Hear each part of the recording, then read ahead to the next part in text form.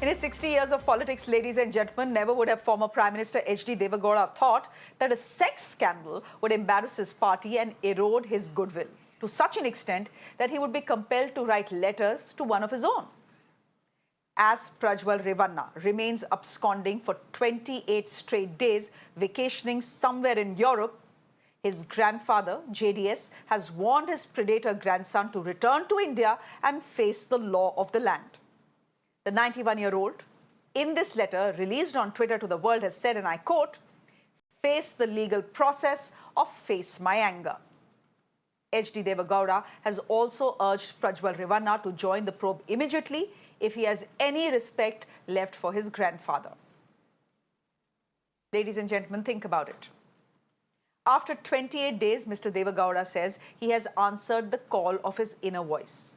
Are we really to believe this political farce that is playing out? Are we really to believe that the family was unaware of Prajwal's depravity when half of Karnataka knew, given that his clips were viral on social media? Are we really to believe that the family had no idea what Prajwal's intention was when he fled to Germany? There is enough and more proof in public domain that tells us that Prajwal's deeds were known to everyone, including his party and their ally, the BJP. Yet he was given a ticket from Hassan. Therefore, ladies and gentlemen, there is no reason for us to believe that the JDS didn't try to shield Prajwal, and therefore this letter being nothing but a political farce. There is, while we speak, a blue corner notice against Prajwal Revanna. There are 2 summons which he has not answered. The MEA, upon requests from the Karnataka government, not 1 but 2, are in the process of cancelling Prajwal Revanna's diplomatic passport. Diplomatic passports, as we all know, come with certain privileges, and there is a procedure to cancel it. Now, hours after Deve Gowda's letter to his grandson, Karnataka's Chief Minister Siddaramaiah is saying that this letter, written by the former Prime Minister, is only for public consumption, nothing else.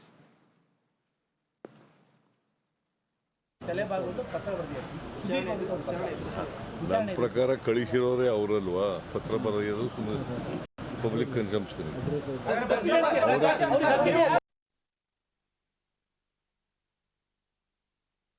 ಯಾವುದೇ Diplomat passport ಇತ್ಯಾದಿ ರದ್ದು ಮಾಡಲಿಕ್ಕೆ ಅದರದ್ದೇ ಆದಂಥ process ಇದೆ ಮತ್ತು Diplomat passport ರದ್ದುಪಡಿಸಲಿಕ್ಕೆ high court ಕೋರ್ಟ್ನಲ್ಲಿ FIR ಇತ್ಯಾದಿ ಫೈಲ್ ಮಾಡಿದ್ದಾರೆ. ನಾ ಕೇಳೋ ಪ್ರಶ್ನೆಗೆ ಇವತ್ತಿನ ತನಕ ಸಿದ್ದರಾಮಯ್ಯ, DK ಶಿವಕುಮಾರ್ ಮತ್ತು ಪರಮೇಶ್ವರ್ ಅವರು ಉತ್ತರ ಕೊಟ್ಟಿಲ್ಲ. 21ನೇ ತಾರೀಕು ಈ ಎಲ್ಲ ಕ್ಲಿಪ್ಪಿಂಗ್ಸ್ಗಳು ಪೆನ್ಡ್ರೈವ್, ಮೊದಲನೇ ಪೆನ್ಡ್ರೈವ್ ಬಂದದ್ದು 21ನೇ ತಾರೀಕು. 21ನೇ ತಾರೀಕಿನಿಂದ ಪ್ರಜ್ವಲ್ ರೇವಣ್ಣ ಹೋಗಿದ್ದು 27, 28ನೇ ತಾರೀಕು. 8 ದಿವಸ ಏನು ಕತ್ತೆ ಕಾಯ್ತಿದ್ರಿ ನೀವು? ಉತ್ತರ ಯಾಕೆ ಕೊಡ್ತಾ ಇಲ್ಲ ನೀವು? ಯಾಕೆ ಅವ್ರ ಮೇಲೆ FIR ಮಾಡಿ ಅವ್ರನ್ನ ಡಿಟೈನ್ ಮಾಡಲಿಲ್ಲ ನೀವು? Let me go straight across to Deepak Bopanna, who is joining us on the broadcast. He's someone who's been tracking the story. Deepak, while there is no clarity on when and if Prajwal Revanna will actually return to India, what do you make of this letter written by his grandfather? Is Mr. Deve Gowda trying to tell us that in these last 28 days he's not had a conversation with Prajwal Revanna, that he really didn't know what he was up to, etc., etc.?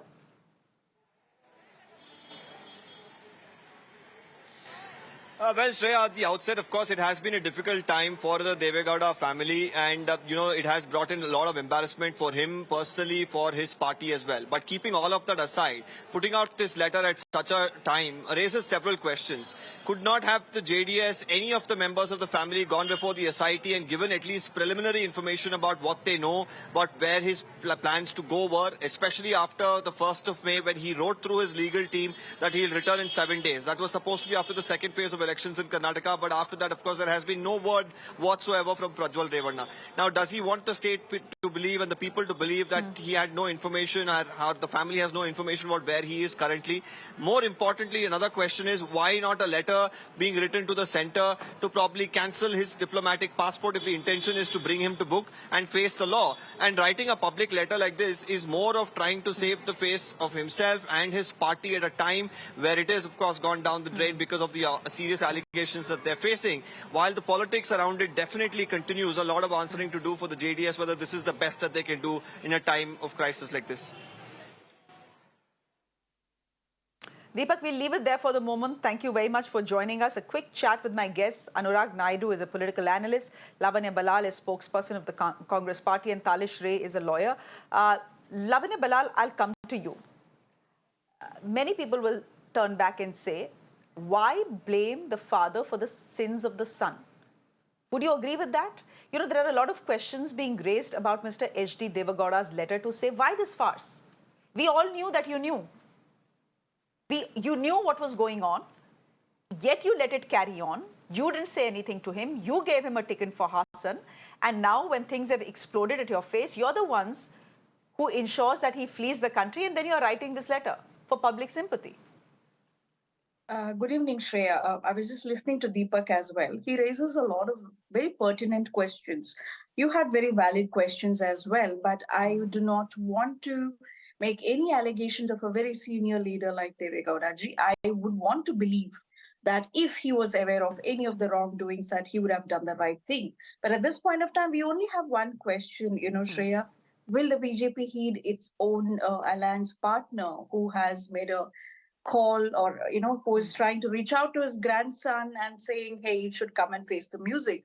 Yes, we have a lot of questions about why it is a public letter and why the letter is not addressed to the Prime Minister and all of that. Shreya, the Chief Minister of Karnataka has written twice to union government. The SIT has written to the MEA to cancel his passport.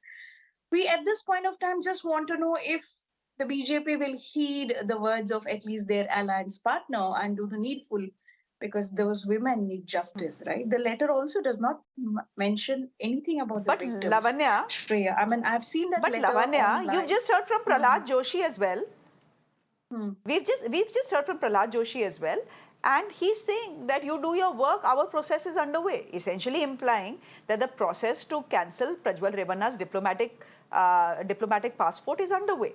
Or at least that is what he seems to have said. I heard him as well. It looks like, from his statement, it looks like the inclination to cancel his diplomatic passport is very low. And they are trying their level best to come up with multiple reasons why it will take a long time. We just don't understand why there is a long time. And Shreya, if you'd have noticed this letter of former Prime Minister on social media platform, Twitter, X, if you had seen the comments, there are very few polite comments there, or there are very few kind comments. Everybody has questions about why that letter is addressed to the public and not to the Prime Minister or a relevant, department to cancel his passport. Dysfunctionality of the family is something his uncle has been talking about. The degree of dysfunctionality may be different between the grandson and the grandfather, but that shouldn't be an excuse for this MP, escaping justice or facing the justice. Okay, Anurag Naidu, are you looking at this warning letter that H.D. Deve Gowda has sent to Prajwal Revanna via Twitter? Are you taking it seriously, or is this political rhetoric? No, I think it cannot be, Shreya, it cannot be a political rhetoric. It is a serious affair. For that to understand, you need to understand how the Deve Gowda family functions. Look, first of all, it is Mr. Revanna, then it is Mr. Deve Gowda. Revanna stays in of course, I'm not saying that they are not one family. They are one family. They're all responsible and answerable, but they don't stay together. So Mr. Deve Gowda do not have control over what Mr. Prajwal Revanna does and where Mr. Prajwal Revanna goes. So it is, if you actually read the letter very carefully, Mr. H.D. Deve Gowda is a man of masses, people. He is answerable to people. And that letter also signals a sentiment or a signal to his allies, that is the BJP, to take action and appropriate action, right? So just because Mr. Deve Gowda has not written a letter does not mean that BJP will not take any action. I'm sure they're working towards cancelling his diplomatic passport. But end of the day, Mr. Deve Gowda feels responsible for the people, because being as the head of the family, an old head of the family, is a prime minister, former prime minister, he's the son of the soil for Karnataka. He's feeling down. If you see the entire emotion in the letter, he's feeling let down. So you need to at least, before speaking or telling out that there is a political rhetoric, let's also look at the emotion that has been put out in the letter. He's Anurag. feeling very deeply sad about what his grandson has done. And let's be very practical, Shreya. What our kids do, or even what we used to do, and not everything parents were aware about, or not our kids would be, in control of everything that we want them to do. That is how the situation is now. It's all nuclear family. Anurag, Mr. Revanna stays in a different city. How's it? No. Anurag Naidu, a political party run by a family is not a nuclear family. It is a joint family, sabse pehle. No. They have the ears to the ground. Half of Karnataka has seen these video clips. Half of Karnataka has seen it before it blew up. How is it possible? How is it possible for no one in the family to have known? The point is you knew, but you closed your eyes and your ears. I have a simple question. Whatever Mr. Prajwal Revanna has done, deplorable, whatever he has done, is it a political activity or is it a personal activity? Just answer me one thing. If it is a political action, then yes, the political party is responsible. And of course, the party, it is their internal matter. But Mr. Deve Gowda to control everyone in their family and, make everyone answerable to him and be drawing Mr. Deve Gowda and BJP into the... And look at the funny thing. Where is BJP, the fourth orbit in the whole scene? But, I feel it funny that people start talking only about the BJP. Isn't that it's a political election rhetoric, Shreya? Why do No, we have Anurag, to start the conversation with BJP responsible? No, of course Isn't it is. I'm saying, why should we start the conversation? Let's start the conversation. No, you're right. Of course it is political. Let's ask Mr. But Revanna, we are in election Mr. season. Kumaraswamy. We are in election season. Everything is political rhetoric. Talishre, can I just get you in as a lawyer? Please help me understand. Okay. Talishre, please help me understand. For 28 days, 8 minute level. For 28 days, an MP, a member of parliament, who is accused of raping at least 3 women. I don't even want to go into the details of what all he has done and filmed. I don't want to get into the details there. But who was accused formally of raping at least 3 women, member of parliament, flees the country, is somewhere in Europe, holidaying, vacationing, is as good as absconding for the last 28 days. Are you telling me that the government of India can do nothing? Could do nothing in the last 28 days? No, that is not the message that should ever get across, because no. So Shreya, I was listening to the other panelists, and what I was struck by was the moderation in language that is used towards a patriarch. And what I was also struck by that letter was how patriarchy seems to be so overarching. So suddenly a grandfather writes to the grandson, and then the grandson should heed to this call rather than just about simply saying that the law is on the lookout for you. You are cooperating, we are cooperating, you are needed to cooperate, kindly return back. And this entire couching that takes place, let's not call so-and-so because he's the great son of the soil, etc., etc. Park that aside. Let's look at the legal process. Now, so far as the legal process goes, what are we aware of? He's on a diplomatic passport, which gives him certain privileges, is supposed to have gone to Germany.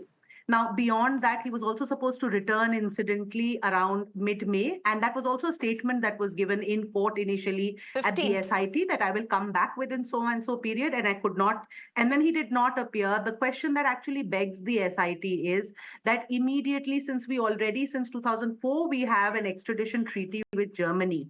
Why is it that a non-bailable warrant, which is there should not be an extradition process? And the extradition process is quite simple. It goes through MEA, and what it talks about is that then you are treated as if you are an offender and brought back.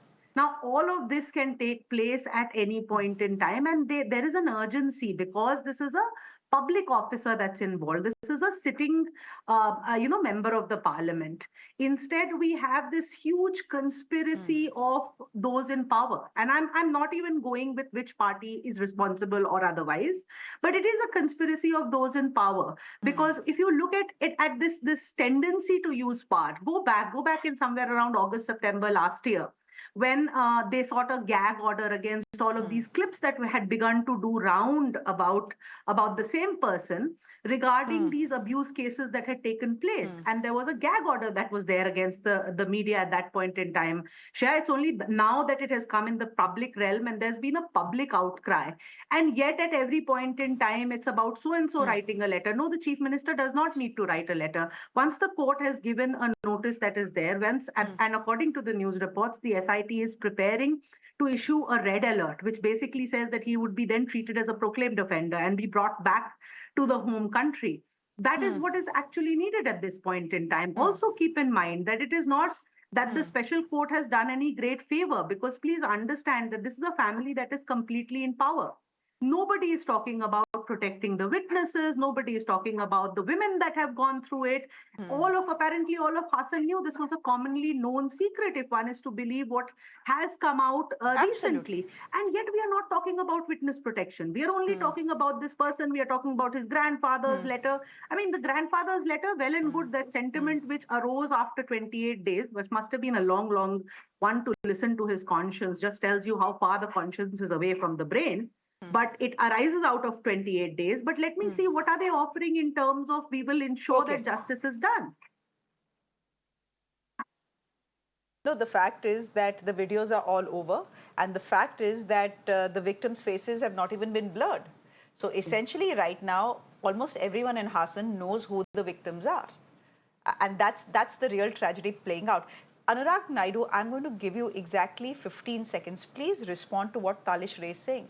The fact also is that the central government has been dragging its feet over Prajwal Revanna. There were a string of things they could have done, including writing to Germany for an extradition of this guy accused of raping at least 3 women. Have they done that? No. Have they moved on the diplomatic passport? We are not sure. We have one soundbite from Prahlad Joshi, but no confirmation. Well, absolutely. I agree with with the fellow panelists. But if you know the coordinates of where Mr. Prajwal Revanna is staying, and I don't know, at least I don't know if he's in Germany or I don't know. The government of India must be knowing it in a much better way. I'm sure they would look at extradition. They should extradite and they should punish him as early as possible. But I have one problem with all the media, Shreya. We do so many debates on Prajwal Revanna.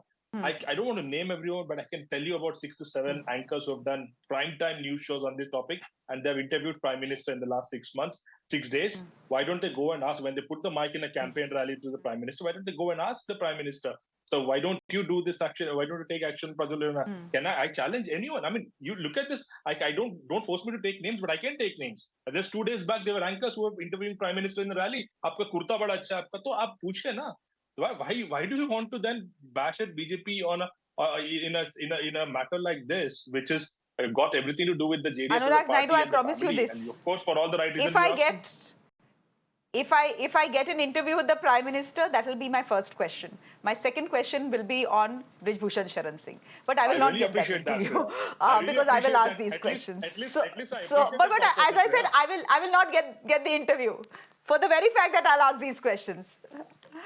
Anyhow, we'll leave it there for the moment. This debate is not over. Fact is, ladies and gentlemen, for 28 days, Prajwal Revanna is missing. His grandfather has put out a warning letter asking him to come back and face the law of the land. Question is, will his predator Pota actually listen and come back to India? Looks highly unlikely. Now the question is, what is the government of India going to do? We are waiting for answers from the MEA and the central government. Anurag Naidu, we'll leave it there for the moment. Lavanya Ballal, thank you very much. And Talish Ray, thank you very much as well. On that note, slipping into a quick break on the show. Coming up next, the big sound bites of the day. Do stay with us.